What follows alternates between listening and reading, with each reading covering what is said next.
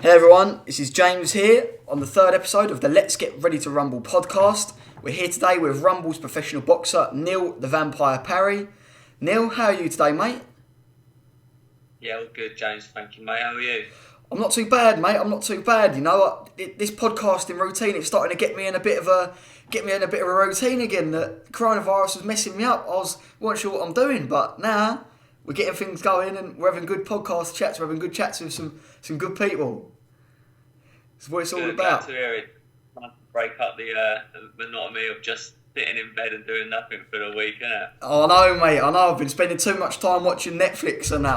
I'm not doing the things I need to be doing. So, you know, we're getting things going now with a podcast, and hopefully this is going to be a nice platform for boxers, you know, like yourself, the Rumbles boys, the Team Rumbles. We can all help, you know, get to know, like, obviously the team a lot more, find out a bit more about you, because you had a really interesting career, to say the least. Neil, we've had, obviously, spoke a lot about your career together, myself, you. And, you know, you had some interesting stories to tell us about, obviously, how you've gone so far. So, Yeah, cool. I thought we'd go back to the start, you know. So, you've been in boxing for quite a while, haven't you? Yeah, I've been in the gym, well, since I was 8 years old, really. My dad was a coach over at Canterbury Boxing Club, and obviously my family's along all boxers. So, yeah, I sort of grew up with it, always in the gym, and, yeah, started from a young age, really. Mm-hmm. And what was it that motivated? Was it just the fact of the family? Obviously, your family, was that the key driver to putting you into the gym, or was you sort of raring to go? You're like, I want to do something with like in your spare time. What was it? To be honest with you, mate, football was my main thing to start off with when I was younger. All I cared about was football, and I was Chelsea man, Oh, and all I do was be footballer. But that didn't quite, that from that early age you knew that I weren't quite going to get there, and I just sort of I just done boxing because I enjoyed it, and then it sort of took more of a focus in my life, really, and sort of never looked back from there. Nice.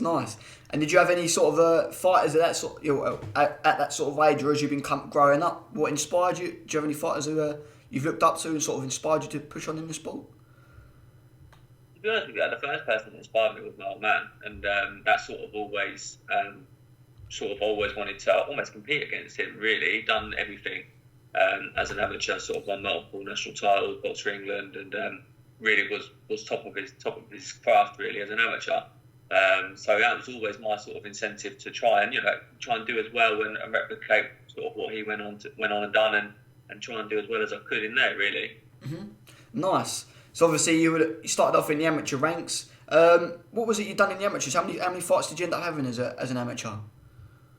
You know what? I didn't have a great deal of amateur experience, James. I had 17 fights, 17 won 10, which you know is a fair record. It's not the best, but when I was 15 and I had a record of 7 fights and 1 win, and I've been beat 6 times. So you know, I'm quite proud about it in a sense, because how many 14, 15-year-olds can say that they've lost 6 fights, only won 1, and stuck at it? Quite a lot of people would have walked away from the sport, all that sort of stuff. But the thing was, it weren't because I was always talented.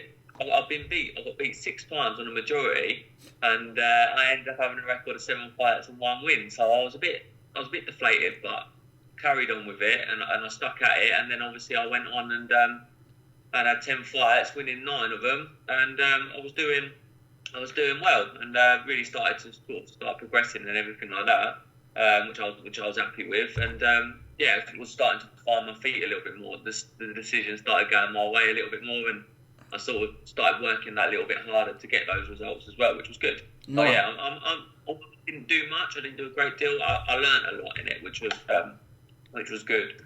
I went over to the Frank Bruno Boxing Academy as well when I was 17. Oh, wow. And I spent 10 months there, which for me was unreal, because the level of fighters that was there was just unbelievable. So like in my year, you had Ted Cheeseman, Archie Sharp, Chris Bork, and then in the year above you had Isaac Chamberlain, Sam Cox, and do you know what I mean? That level of fighters just to be around at that age as well sort of brought me on leaps and bounds as well. So that was amazing. So I was doing really, really well and everything. I was at, like I say, I was at the Frank Bruno Academy, and I was sort of pushing on, fighting and winning and everything. And then I don't think not many people know about it, so I'm going to tell you a little exclusive here. Uh-huh. I was going to the academy, and that was up in Orpington. Okay. And obviously, I live in Clapham, so every day I was having to get the train up every day and everything like that. So it was just a normal day. I was up there. I used to go to school in the daytime, have my training in the afternoon, and then I'd come home and I'd either go to the boxing gym or go to work. Mm-hmm. And I was on the train home, and there was like a little stop, and you had to wait there 15, 20 minutes or whatever. And I would call my mum, because I'm quite close with my mum and I get on really well with her and everything. So I'd call her every day and just have a little chat about what's going on. Anyway, I get off the train, I'm on the phone, I've got my headphones on, and two fellas come up to me, right? And they asked me what the time is, right? So I was just like, time is whatever the time is. Mm-hmm. Anyway, they try to rob me, right? Bloody hell. And so they tried to rob me. They put something up against my stomach, told me they was going to fucking kill me and all that sort of stuff. And everything that was going on, I couldn't put the phone down, so I'm still on the phone to my mum. My mum's hearing every word that sort of come out of these fellas' mouths and everything like that, and it weren't the nicest things in the world. Obviously, she's shouting down the phone to me, because I had him through my headphones. She's shouting down the phone to me, "Oh, Neil, just give it to him, like what any mother would, sort of thing." And anyway, that all happened, and luckily my train come along, so I managed to get on that, and I still had all my belongings and everything with me. Oh wow! But the fellas followed me onto the train, were sitting opposite me, but I don't know what happened, but they give up, and they ended up going. They got off at the next stop, which was quite lucky. Bloody hell. But I was supposed to be at the academy for 2 years, but obviously that was my route of transport every day.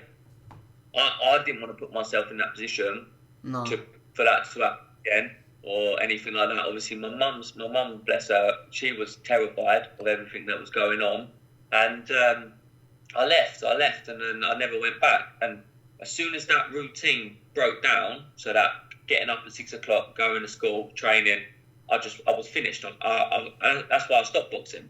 So I stopped boxing from when I was 17 until I was 20, and then that was it. That's why obviously I didn't really have a great deal of any amateur experience really, because of obviously everything that happened. So that was That's to be honest with you.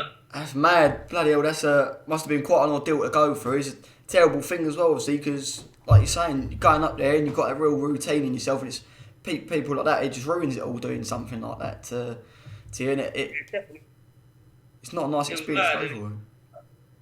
I'm a fighter, I'm a boxer, but I'm not the most aggressive kid you'll ever meet in your life. Do you know what I mean? Confrontation side of things, I don't enjoy. So things like that, I just thought, why would I put myself in that position again to try for potentially something like that to happen? And it did. It made my confidence levels just drop massively, and that was it. And I thought, you know what, I'm not doing this no more. So I walked away from boxing for a little bit, and for 3 years. So what was it that brought you back to the sport after them 3 years? You've gone from 17 to 20. You didn't box for a while. What was it that brought you back to the sport at 20? You know what? I always wanted to, and I always follow boxing. Even when I pack up and I'm older, whatever, I'll always follow boxing. I love it, and I was watching it on the telly and everything like that. And I just thought, you know what? You put on a little bit of weight, get yourself back in the gym, and just see what's going on. So I did. Started training that again, and then I just thought, I just want a quick fight. I just want 6-7 weeks of training, and then I just want to fight. So I signed up to, and I've done an unlicensed fight. Oh yeah. And that sort of got me back in the groove of things, really. So I started training, lost the weight, everything like that, and then I had a fight which I won. I stopped him in 2 rounds, and that was it. That was the last fight I had before I turned over. Nice. And what was it? The sort of so you turned over after that one fight. What was the sort of decision in your head to make you think, now's the right time? So you've been 20 when you turned over. What was it that made you think, 20? Don't want to amateurs. I've done the amateurs. I've done unlicensed. It's sort of the transition. Was that what it was that was there, or? To be honest with you, I had no intention of turning pro just yet. I wanted to. I wanted another season in the amateurs, and because I'd only had 17 fights, I wanted to go into the under-20 development. I think I could have done. I think I would have done quite well in that. And then looked to turn pro then. It was only the evening after my fight. I had video of it, so I went on Twitter and I was just scrolling through Twitter, and Steve Goodwin, quite a few Kent fighters had signed for him. So Josh Kennedy had just signed for him. I think Dan Woodgate had just got Wadi Camacho. So I was hearing quite a lot of good things about him. Mm-hmm. So I just tweeted him, just a video of my fight with the stoppage on it, saying like, "When are you going to sign me?" Like just as a little bit of banter, just like see if I'll get a response from him, and then I, when I look to turn pro, then I'll go and speak to him. Uh-huh. Anyway, I got a direct message that night on Twitter saying, "Oh, why don't you come down and have a chat with us?" So I did. I went down there and had a chat with him, and I just liked what I heard, and I thought, Joe, what? Like, how many more opportunities are you going to get to go and do it and achieve what you've always wanted to achieve? And the thing is with me, even if I only went and had one fight, I'll tick that box that I always wanted to tick. So that's what happened. The rest is history, mate. The rest is history. He's a brilliant manager, Steve. He's a real family atmosphere. The business, Billy and yourself, you speak very, very highly of him, and you recently got a lot of good credit. You've been getting a lot of good credit off of Steve on his Ring Talk podcast. It's good to see that obviously he's got a good relationship with his fighters and the real sort of appreciation for how his fighters are doing. It's a really good atmosphere from a promoter and a manager.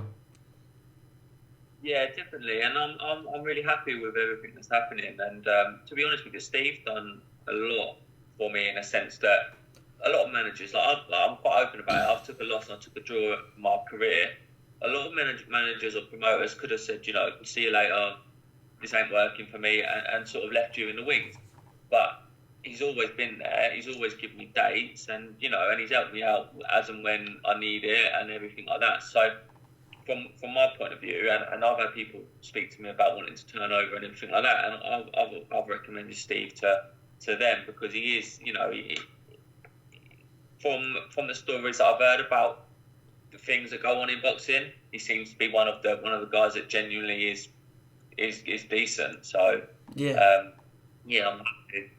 Yeah, 100%. So you turned over back in 2015, wasn't it, Neil?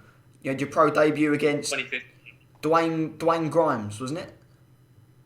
Grimes, yeah, Dwayne Grimes, my debut, man. That was the weirdest but most exciting day I've ever had in my life. Yeah. I hadn't been the most active kid.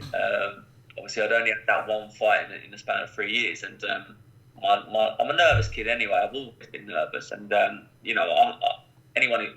the people who say they don't get nervous for a fight, and fair play to you, because you'll ask Bill, I'm the most nervous kid you'll ever meet in your life.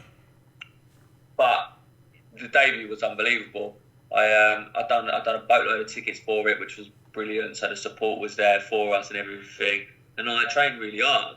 The only thing that I didn't really do for that was my strength and conditioning, and it's only really been of recent sort of years that I've started to incorporate that into my training more, and I still do need to do more of it. But it was the difference between sort of doing 4 3-minute rounds and the strength of a man, because obviously I'd never boxed fully as a senior. I'd only boxed sort of 18-year-old. So obviously the first round, I boxed really well. I dropped him in the first round with a right hand. Nice. Lovely shot. I don't think I've thrown a shot since then, to be honest with you. And I sort of walked back to the corner while he was getting his 10 count. I thought, this is all right. This is easy. And he got back up, and I thought, here we go. And I boxed really well the first 2 rounds. But he was clever, and he was popping the jab into the body. And I thought, why is he doing that for? He ain't doing nothing to me. But he was just zapping.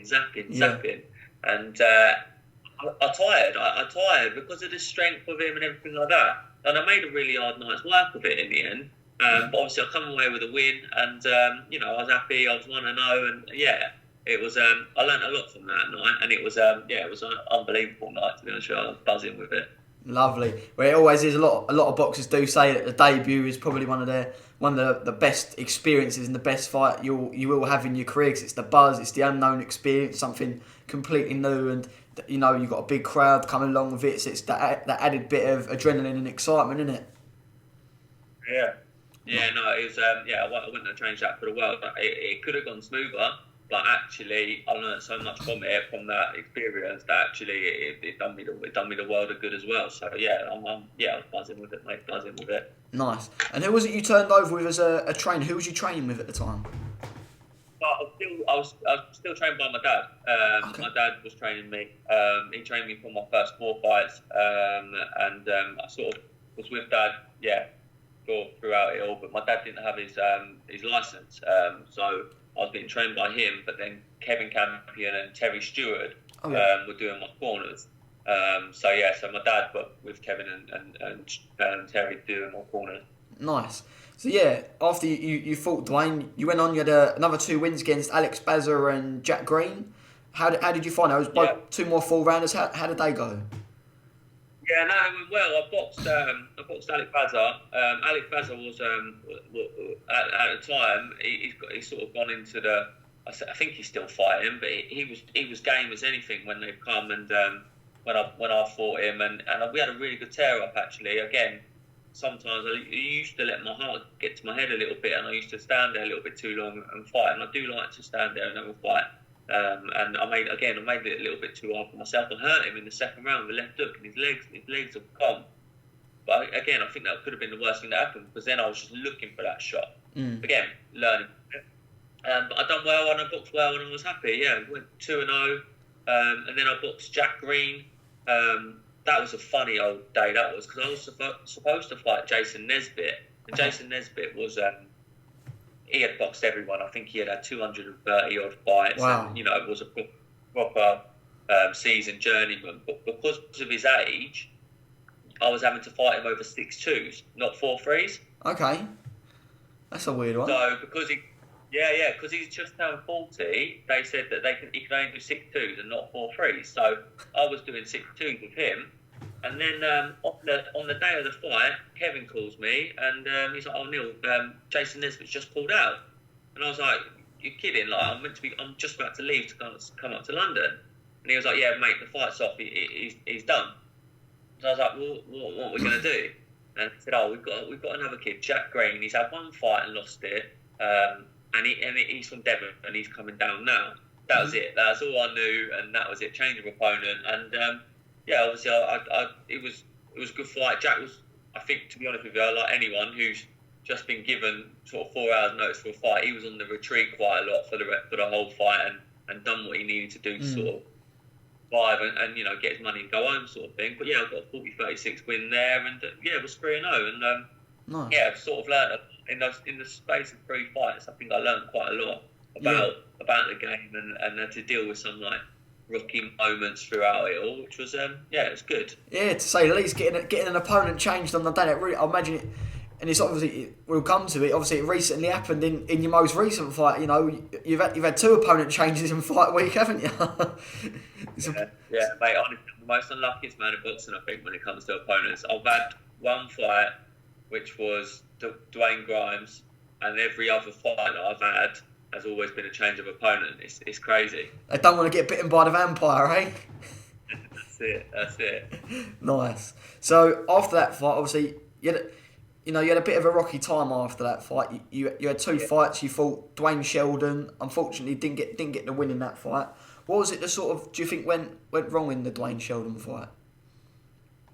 Do you know what, James? And I'll be honest with you, this isn't an excuse. Genuinely isn't an excuse, because I still got in the ring that night, and so did Dwayne. And Dwayne still done what needed to be done to beat me, and he beat me fair and square.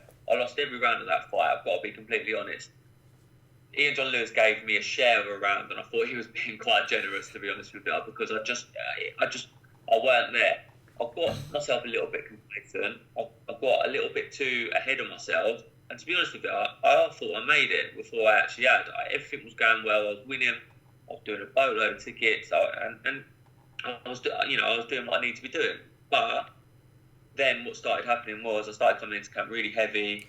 I was taking off a lot of weight in 5 weeks, and I boxed in July against Dwayne Sheldon, and I was knackered, mate. I was in the changing room. I was doing my warm up, and I was blowing. And it's just because I just took too much weight off, and just I live to regret it. You know, I got well beat that night. I can't lie. But you know, it's part and parcel of it. I know now. I was 22. Yeah. I was still quite immature at 22 as well, and I hadn't properly grown up enough to realise that just because these guys have, you know, not necessarily got a winning record, they can still fight, and if you ain't on point, you're going to get beat. And that was a mistake that I made then. Got beat, and it took a bit of a dent to the ego. Like I said in my video, like 9 times out of 10, people will learn from that, and will sort of grow and do it. But then obviously I went and I've done the same thing again. I was due to fight I did fight April 22nd at York, and I was supposed to fight Paul Cummins that night, and then he pulled out on the Saturday, the week before the fight. Okay. Because he pulled out. So then they got me a replacement, Theodore Nikolov. But I had just changed trainers, actually. I was training up with Matt Marsh. Okay. In where's Matt Marsh? No. Like Bexley Way, that sort of area, and I was there, and I trained really hard for that fight, and I'm not going to say that I didn't train hard, because I did. The problem with me was that I didn't diet, and I was struggling with I was eating what I wanted, and I had a lot of weight to shift. I remember, because I took a photo of it, I put it on my Instagram actually. I went over to Bannatyne's health spa the week before the fight, and I jumped on the scales, and I was 75.7 kilo a week before the fight. Wow. And I had to box at 69 Jesus. the following Saturday. So it just goes to show how stupid I was, and I was stupid to put myself in that position. But obviously I had to cut a lot of weight off to fight, obviously, that night. And I got in there, and I wanted to do, because I was so physically, mentally drained from it all I wanted to do was the bare minimum to get a win. Does that make sense? Because I thought, you're spent here, you're knackered, you took in 16 pound or 14, 15 pound off in a week, whatever it was. You ain't got it in the tank, Neil, to go and fight like you'd been training for, sort of thing. And I thought I won the fight. I didn't box well at all. I really didn't box well. And I thought I won. I thought I won the fight by a round. The referee gave it a draw, give it 38-38. And alongside that, obviously, he was quite a dirty fighter. You had a bit of an injury.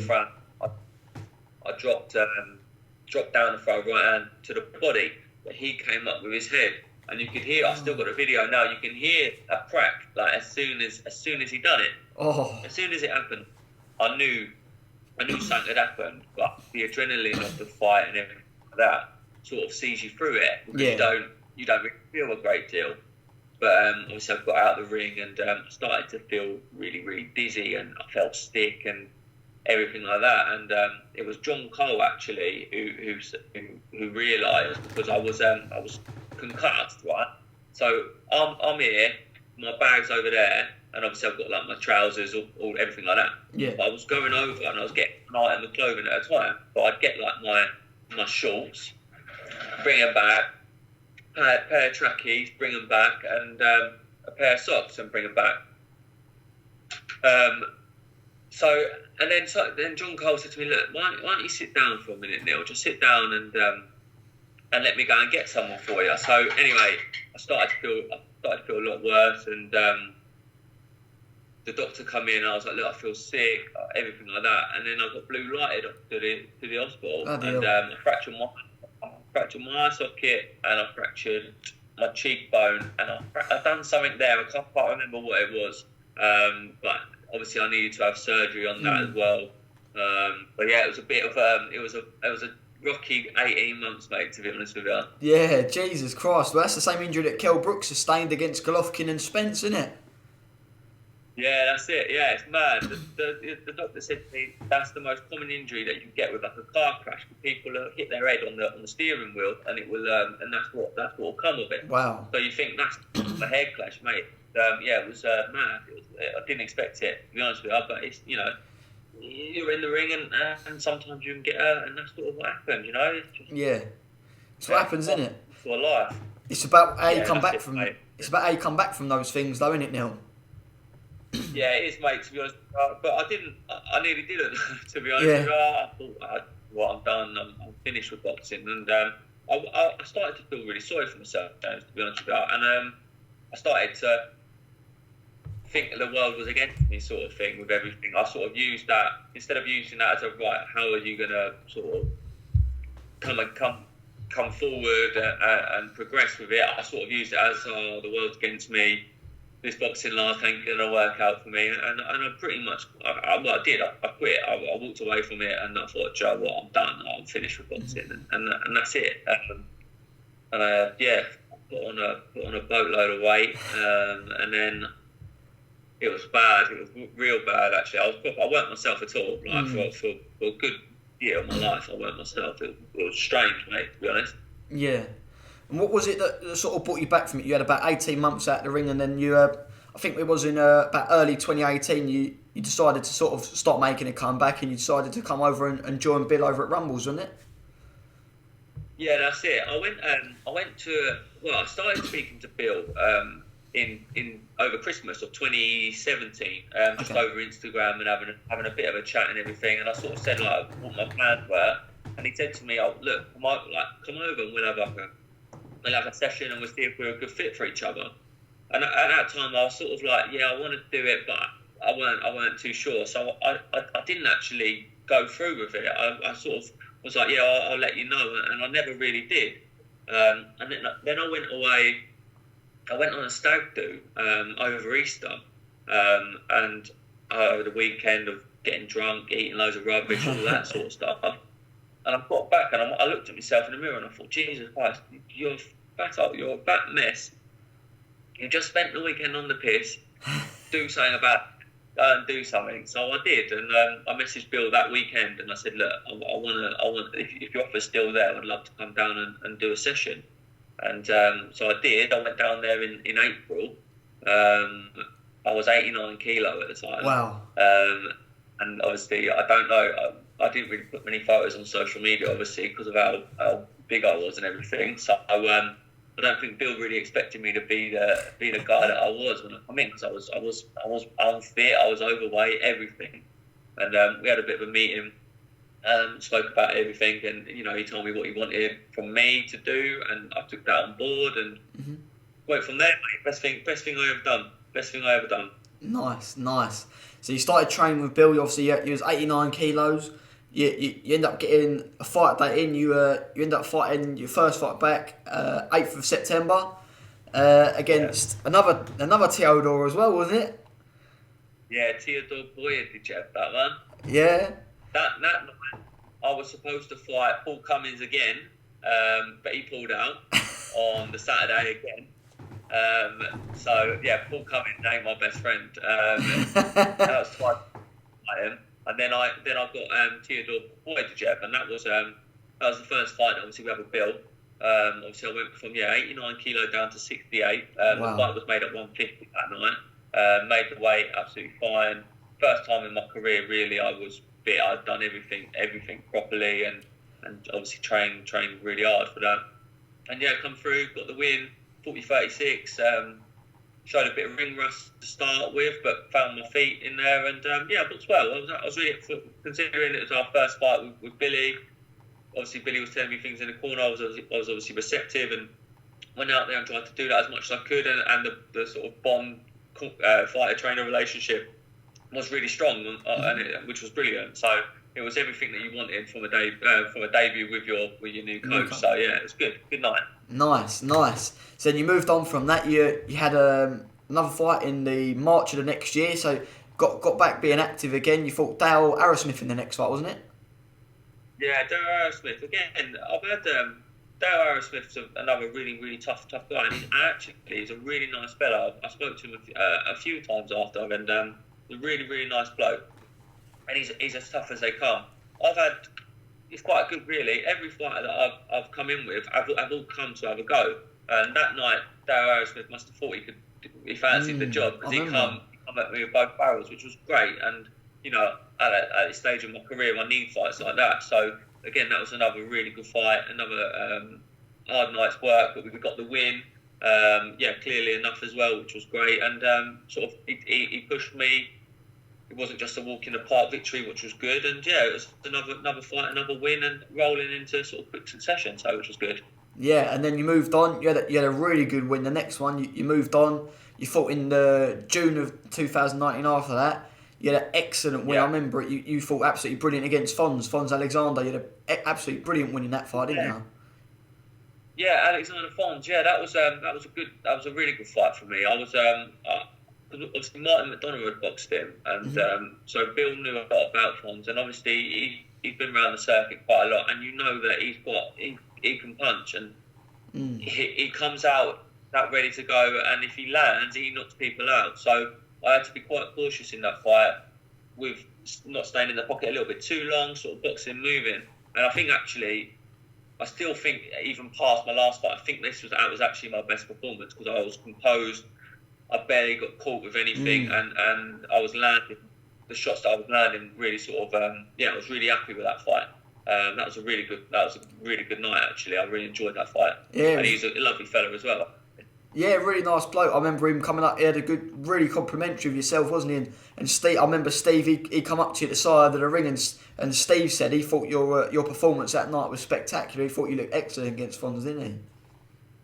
Yeah, no, he was really happy, and I was really pleased with myself, because obviously, again, like at times through fault of my own, I haven't really looked at.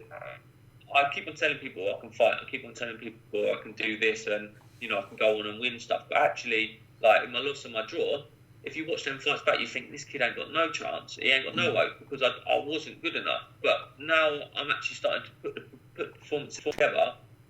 People are actually thinking, maybe he can go on and do this, or he can go and win this title or whatever. So it was nice. It was nice to actually get out of the ring and someone go, do you know what you're saying? Like, you're producing it now. Do you know what I mean? So I was happy. Yeah, really happy with that. And as well as that, I remember a little jokey one on the night. You wore your blue shorts. You wore your unlucky shorts, but you made them lucky again, didn't you? Eh? Yeah, mad. Same shorts. I wore my blue shorts for my loss and my draw.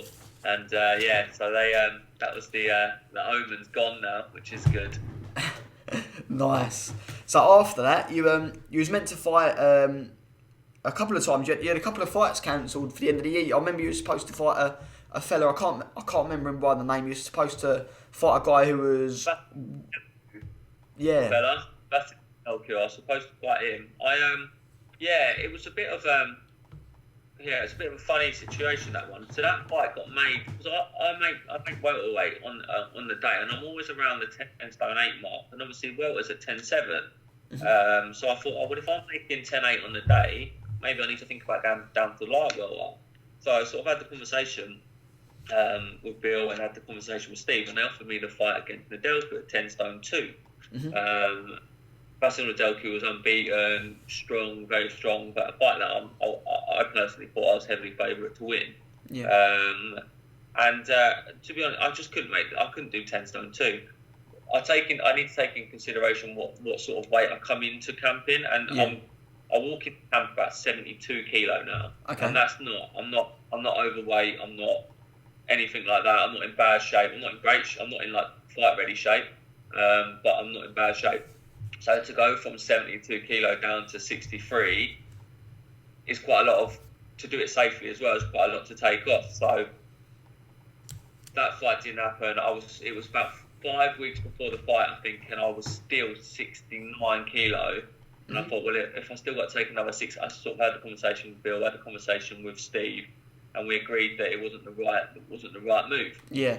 So that was for September. We tried to make the fight, reschedule that for November 24th against Nedelcu at 10 stone 7. They agreed to it. Their side agreed to it. and then they come back the next day saying no, we don't want that fight, but we got Yasser El Gainer for you. See, I spoke to Bill about it, and I said, what do you think and everything, and we took the fight, and we was confident in getting the win that night as well. Obviously, what happened with it all was a mad one, wasn't it? Another, crazy, and I'll get it out.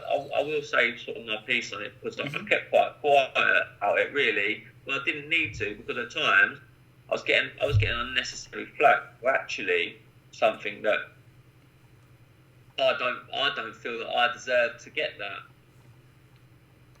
Basically, what happened was the fight was made at 10 stone 10, right? Yep. I have two sets of scales. My set of scales that I use at Rumbles, set of scales that I use at home. I was 10 stone 8 on the scales before I left the house. Yep. On fight day, I was made at 10 stone 10. I get to the venue, hadn't ate or drank, so I'm 10 stone 8. I'm confident in that. I get to weigh in, and I actually jokingly said to Bill, I better come in about 10 stone 7 here, because I think I'm gonna be under. Yasser jumps on the scales at 10 stone 5, so the fight was made at 10 stone 10. Yeah. Which again is that's your prerogative, mate. If you want to come in at 10 stone 5 for a fight that's made at 10 stone 10, you crack on, because that's clearly what you've done. But I find that hard to believe, that someone purposely weighed in £5 too light for a 10 stone 10 fight. That makes sense. I might be wrong, and if I am wrong, then fair enough. Obviously, I jump on the scales. Now, the scales weren't ideal. They were far from ideal, and I'm not going to go into it, but they weren't ideal. And Goodwin know that. Goodwin now invested in new scales, which I think goes to show a lot. And I jumped on the scales at 10 stone 12. Okay. £2 over the fight weight. Now, again, I had two sets of scales that I use, Rumbles and my own. I used the same scales at my house, my last fight, and on fight day, I was 10 stone 8. I went to the venue, jumped on the new scales, I was 10 stone 8. I know what I'm doing, and I make weight properly. Yeah. So, in my eyes, I was not over the weight that night. Anyway, conversations broke out. We were still there. We still wanted to fight. The fight didn't happen.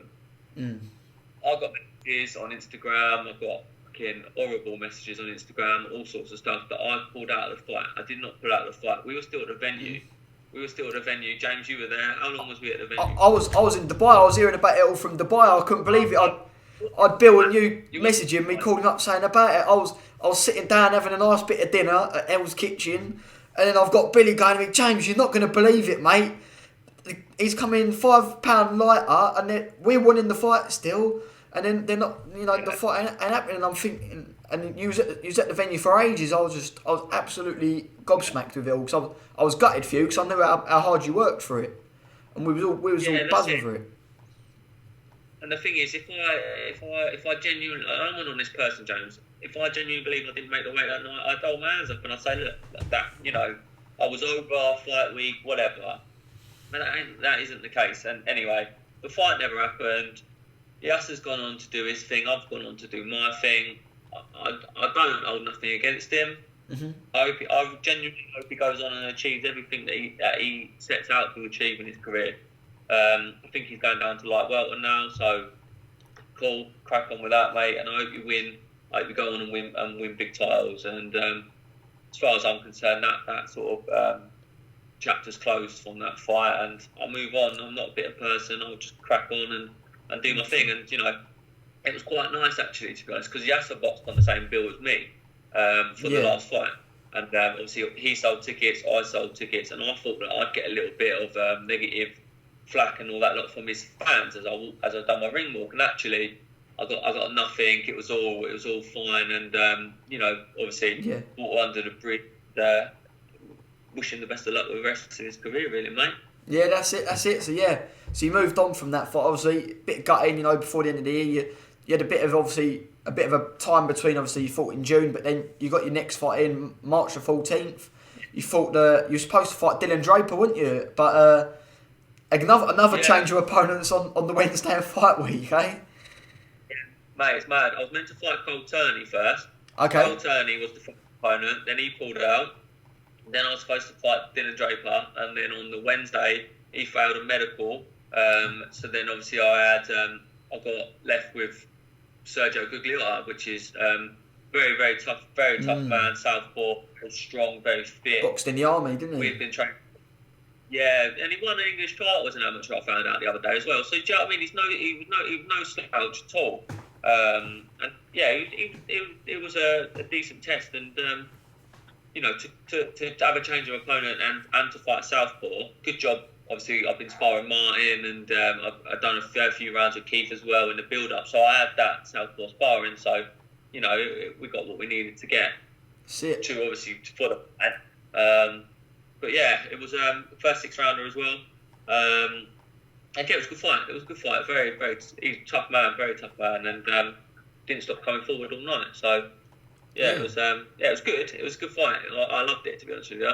But yeah, it was a good night all round. How did you find moving up? Obviously, you fought all your fights before at 4 rounds. How did you find that step up in rounds up to 6? All right, we just had a little bit of a cool time out. The internet's been a bit dicky with all this coronavirus stuff, but you know, we find the way around things. We're now back with Neil. So Neil, we was at the point we was talking about the Gugliotta fight. Yeah. I was saying you moved up to 6 rounds. How was it you found that difference stepping up to 6 rounds? Obviously you fought with 4 rounds in all your fights before. How did you find that difference? Yeah, no, I felt at 6 rounds. I dealt with it quite well. I've been ready to go up to 6 rounds for quite a while, James. And the problem is, I don't know sort of how many people know, but obviously quite a lot of boxing, obviously, a small goes a lot on ticket sales. So obviously, the amount of money you get come from ticket sales, but also the amount of rounds and everything that you do as well. Yeah. During small hall boxing, depending on sort of what contract you have and sort of what promotional deal you have to pay for your opponent. So your opponent can range, I don't know, between 1,700 to $2,000 for a 6-rounder, and obviously it's a little bit less for a 4-rounder.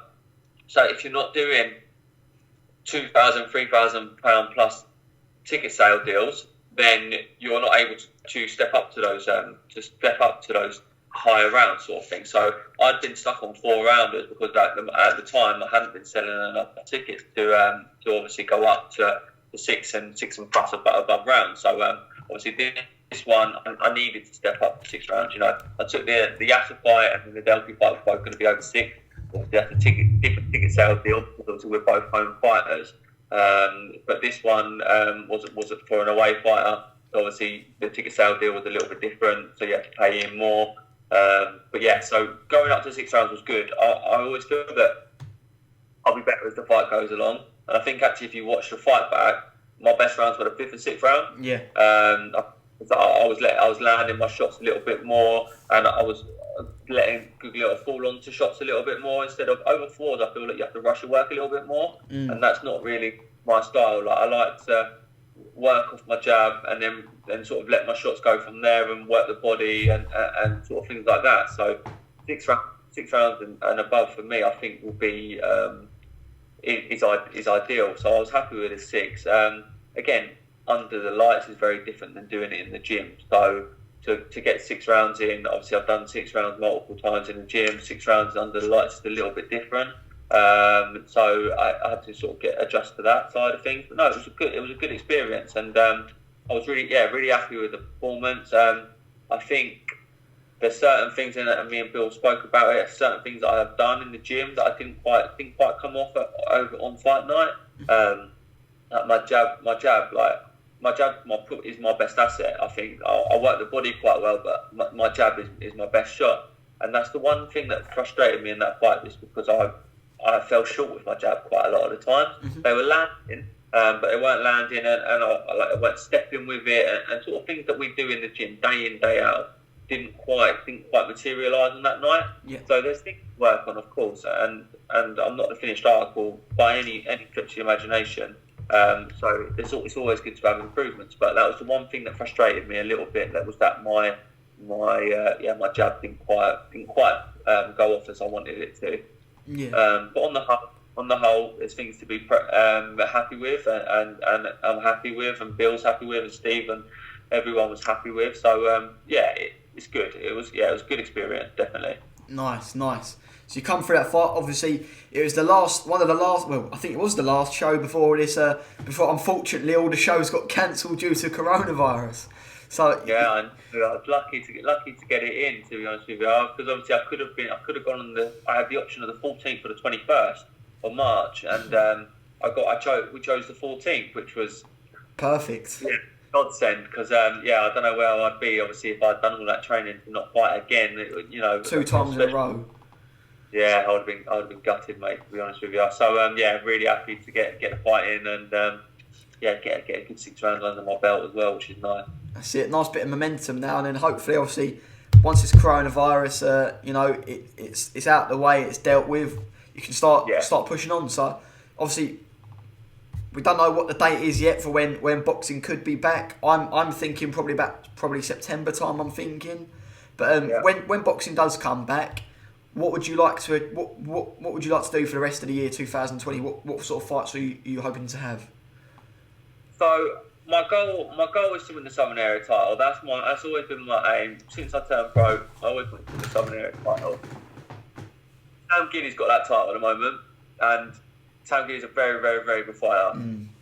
Very technically good, very big puncher, massive for the weight, and very big. To be honest, it's not a fight that I wouldn't take, but that fight for a Southern Area title is a crazy fight to take for the Southern Area title. I mean, if that was an English title fight or, something like that, something with a little bit more on the line, you'd be more inclined to want to take that fight. So it's just seeing what happens with that. I'm quite open-minded to see what other avenues we've got. I'd like another 6-rounder. I'd like to get another 6 rounds under my belt. Just so I've got that. Because going from 1 6-rounder to a 10-round fight, I'd do it, but you want that little bit more ring time and a little bit more ring experience before you take the big leap. I think I can do it. I genuinely believe that I can win the title, but I need that ring time and I need that experience to put me in good stead. So I'd like another 6-rounder, and then a good fight, like a really good fight. Whether or not it is for the Southern Area, whether or not it's the Southern Area final eliminator, a fight like that. I saw Steve Goodwin put up a video of my fight today, and Liam Goddard's dad, he messaged saying, it would be a good fight against Liam Goddard, and obviously James, we went down to Norwich and we've done some rounds with him, and it's fights like that. I'm not necessarily calling Liam Goddard out. I'm just saying it's fights like that excite me and entertain, and that brings a buzz out of me. So they're not fights I'll shy away from, and that's just me putting it out there now. I'm not scared to fight people. So what comes will come, and I'll sit down, I'll talk about it, and if it's the avenue that suits us, then we'll do it. 100%. So the big fights. Hopefully, we get this corona out of the way. We can have some big fights. The vampire could be in, eh? Yeah, definitely, man. That's the plan. So talking of vampire, we had a little chat about this. We was in Julia's Cafe before the fight. For the viewers, where did this nickname of the vampire come from? How did you choose it?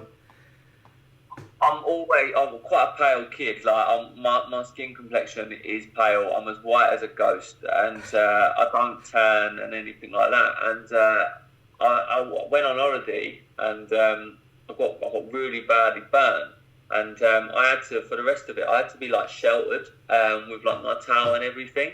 So they just said that I'm like a vampire. I only go out at night. And I was at work, and one of the fellas done a poster for me, and he put the vampire, and he said, "Look, this should be your nickname. Like, it goes." And I just thought, yeah, 'cause you know what? Let's just do it. And then that's it. It's just stuck from there, really, mate. And that's it. I'm the vampire now. So stuck with ever since, eh?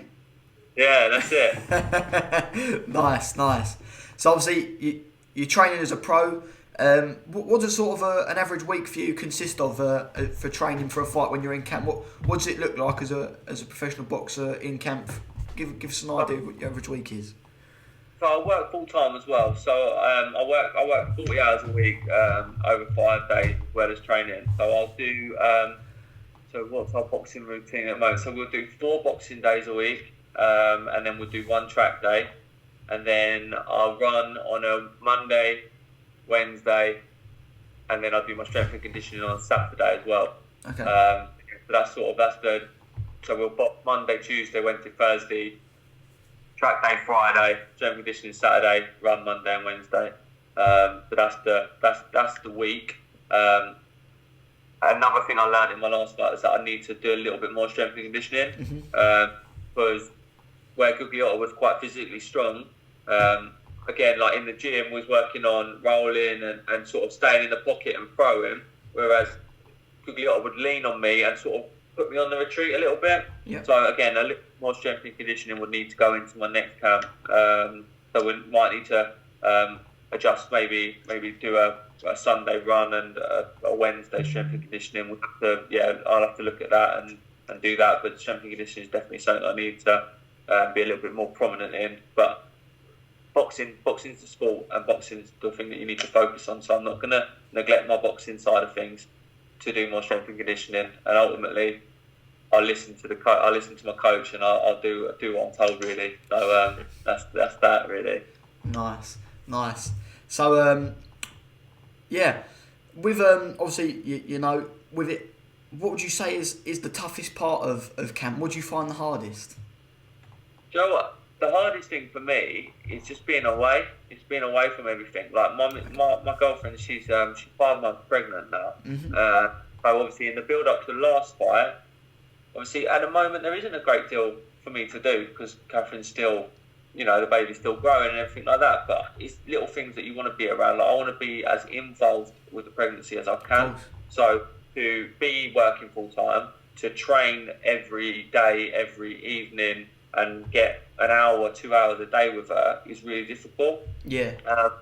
So from that aspect of things, that's where I've struggled with the most, and just spending time with your friends really, like that's the most difficult side of things, to be honest with you. So talking of the baby, when is baby Parry due? August 17th is the expected due date. Obviously, we don't know.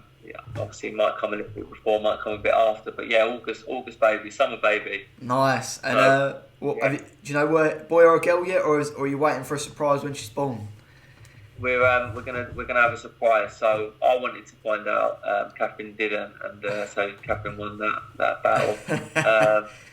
So we're waiting to see, but it's exciting, man. I can't wait. And boy or girl, I'll be happy. So that's the most important thing. Lovely. No, well, we're all excited for you, mate, and we're very excited for August time when baby Parry comes around. Very excited. Yeah. Nice. So I put out a Q&A. I put out a little post on Billy's Instagram last night. We've got some questions come in from the Rumbles Massive. So we'll start with. I'm wondering if you can work out who this question is from. I'm not going to name him. He's asked, who is your favourite nephew? Tell him Ryan. Is Ryan? Ryan's my favourite. Poor Liam.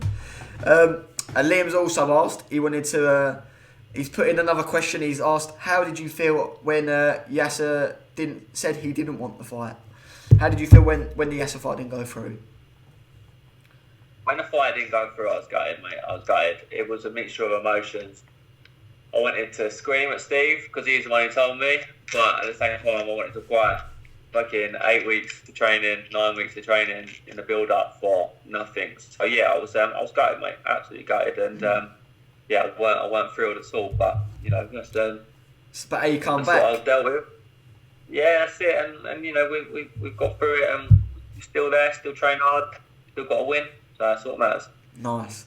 So another fighter at Rumbles, Tyrone King.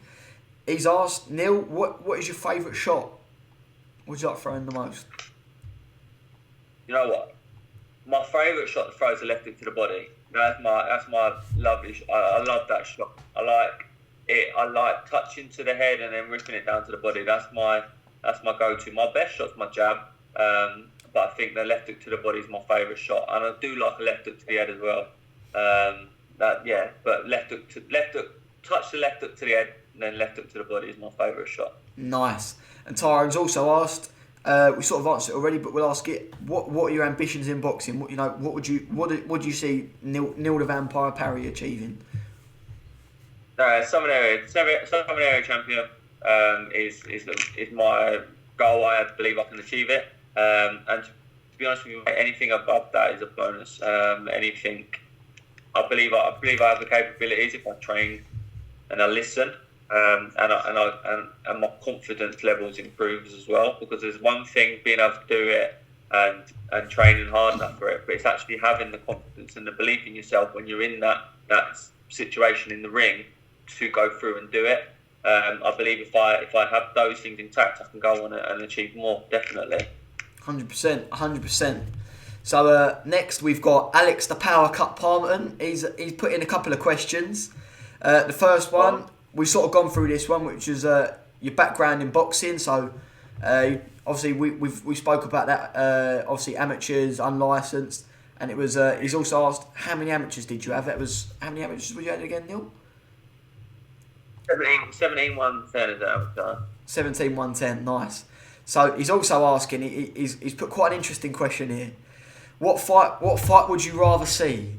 Would you rather see Canelo versus Billy Joe Saunders, or Alex Palmerton versus Audi's finest security guard? And I presume he means Mayweather by that. It's got to be Alex Mayweather, isn't it? That's the fight everyone wants to see. I know. I think this podcast is becoming dedicated to making that fight happen, I swear. They've already had one, haven't they? They've already had the first one. That's the first one. So it's 1-0. It's 1-0 Power Cut. 1-0 Palmerton. It's 1-0 Palmerton. It was an interesting fight. It's on YouTube. It is. You have to give it a watch, Neil. They both gave each other counts in the fight. They both was very strong. Bit of a controversial stoppage, the stoppage. But we'd all like to see the rematch happen. It should be top of the bill, a pay-per-view fight. Yeah, it needs to be made. You need to get your promoters out on James and get the fight done, mate. And I'll be there to watch it. 100%, Neil. 100%. We've got to make it happen. We've got to make it happen. So next on the list we've got Young Rumble's amateur boxer, Mr. Zachary Fee. He's put a couple of questions in. The first one: which boxers inspire you? Past and present. Do you know I don't quite like him. I know it sounds pretty weird, but Pernell Whitaker, I love to watch. And he obviously passed away, and I love to watch him. I just think he's fascinating to watch, and his defensive moves, and I just think definitely Pernell Whitaker. And I was a big fan. Obviously, was a big Ricky Hatton fan, but who wasn't back in the day? And and his body shots and the way he rips it to the body, massive Ricky Hatton fan. But I tell you who I like to watch now. I like Ryan Garcia. I'm a big Ryan Garcia fan, and I think he'll go. And the way that he self-promotes himself as well, I think is fantastic. And he can really fight and he can punch as well. And I'm a big fan of watching him come up, and I like to see him in the bigger fights. And I think he'll win a world title 100%. Very soon. 100%. Multiple world titles he should win, really, because he's in with Canelo in his camp. He's in Canelo's camp, isn't he? So what a mentor to have, to say the least. He's only 20, 21, and he's the same age as me. Great, he's got unreal ability. He's got the selling power. He's a good-looking geezer. He's got it all, isn't he? 100%. So the last question we've got from young Zach as well. He wants to know, how would you describe your boxing style? I'd say I'm a box fighter who works off his jab and then works the body quite well. I'd say I try and set everything up off the jab, box at range, and then work my way inside. But I'm more of a come forward fighter than I am a back foot boxer. I'm not the most gifted back foot boxer in the world. I like to stand in the middle of the ring, or I like to sort of walk my way forward, and I think that's where I have my real success. But definitely at long range. Nice. Well, Neil, that's everything we've got for the podcast today. Anything you'd like to say before we wrap up? No, that's it really. Just thank you everyone for watching this, and just everyone stay safe. And obviously once it's all over, I'll give everyone updates on when my next fight will be. Hopefully it'll be soon, and I'll let you know. And obviously thanks for everyone supporting me. Thank you to Lawson Environmental Services, my sponsors, who have been with me from day one. And it's going to be an exciting year, so get behind me everywhere you can. Neil Curry Box on Instagram. Thank you very much, James. No worries, Neil. Absolute pleasure to have you on here, mate. And I'm sure we'll catch up again on here soon for sure. Top man. Cheers, James. Thank you, mate. No worries, mate. See you in a bit.